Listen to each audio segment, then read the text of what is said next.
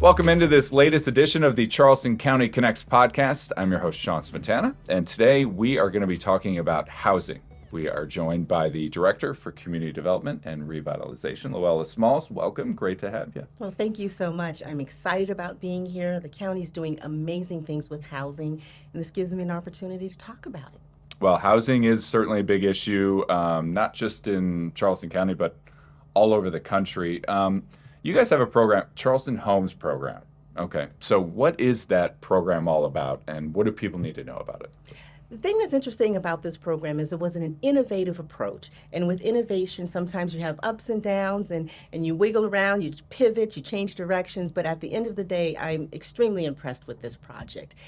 The Charleston Housing and Redevelopment Authority, they had 18 homes that were in dire need of repair.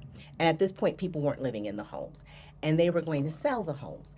And the thought was, council was afraid or concerned that your regular flipper would get the homes and they would renovate the homes and flip it and sell it for a higher price, or even rent it at a high price that your average citizen or your low to moderate income individuals would not be able to afford. So what council asked staff to do is to develop a program where we could get those homes, the 18 homes that the authority was selling, and bring them into the county and find a way to keep them affordable. Thus, we came up with the Charleston Homes. There were 18 properties. 2 of the properties we could not repair, so we demolished those homes. But the remaining 16 homes we have available for for-profit organizations, nonprofit organizations, anyone that has experience in renovating, rehab, building affordable housing. Can have an opportunity to receive these properties. So in exchange for renovating the properties, and in exchange for keeping the houses affordable for 90 years, we will deed the property over to an organization. They can renovate the house. After they renovate the house, we'll deed the property over to them. And then they just have to keep the prices affordable for 90 years. Rather, they sell it. If they sell it, there'll be a deed restriction to the home. And so that the next person that buys the house will have that opportunity to have it affordable, and it'll continue for 90 years. If they rent the property, then they have to have rental prices that are comfortable for a low to moderate income individual or household to have. So those existing homes are in areas where affordability rates are for low or moderate to income, and this program helps them stay that way. That's correct, but they're not in a certain area. The program was originally called Scattered Homes because they're throughout Charleston County. If you drove past the home, you would not know. They're in different neighborhoods. Some of the neighborhoods are really nice. They're older neighborhoods, but many of them are nice neighborhoods. And so they're in Johns Island, James Island, West Ashley, and the majority are in North Charleston. Okay. You have broken this program out into several different phases. Phase 1 and 2 are complete. Yes. And now we've moved on to phase 3.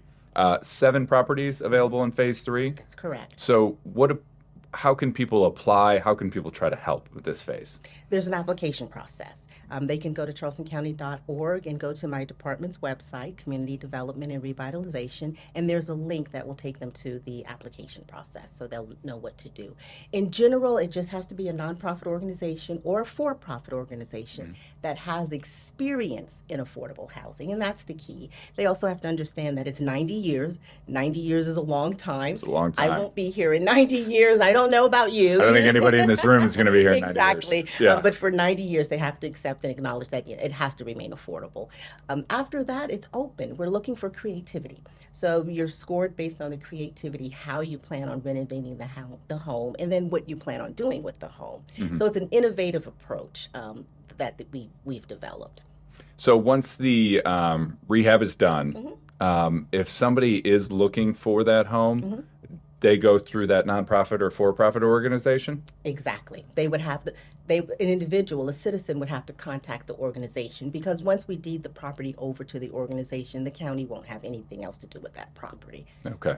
Your approach is really interesting because the county is serving as kind of the middle person to help these things come to fruition. What are the challenges you face trying to put these sort of programs together and so many complexities with housing and deeds? I think the for-profit was more challenging for us than the nonprofit because of capital gains. Sure. And so they've had to work with their accountants to figure out how to make this profitable for them. So I Mhm. think that was the main challenge we had. And then getting people to understand the property or the project. Sometimes Yeah. people shied away from the 90-year commitment. But I think those were the two major challenges. But overall, it's been a smooth process. What has the response been in the first few phases? A lot accomplished so far? So in the first two phases, we have awarded 5 homes, Okay. which is not bad at all for a start, Yeah. for a starting program. And then, of course, we've got the remaining 11 that we're going to do in phase 3 and phase 4. And in each phase, we learned a little bit more to make the next phase better, which is why I love the phased approach. As opposed to doing all 16 homes at one time, Yeah. we decided to do a few at a time, figure out what went well, what didn't go well, and then do another phase. Okay. So we have 7 available in phase 3. There'll be 4 more in phase 4. Correct. After that, where do you see this program going, or what do you think is next? This is a program that was a one-time innovative deal. We used ARPA funding.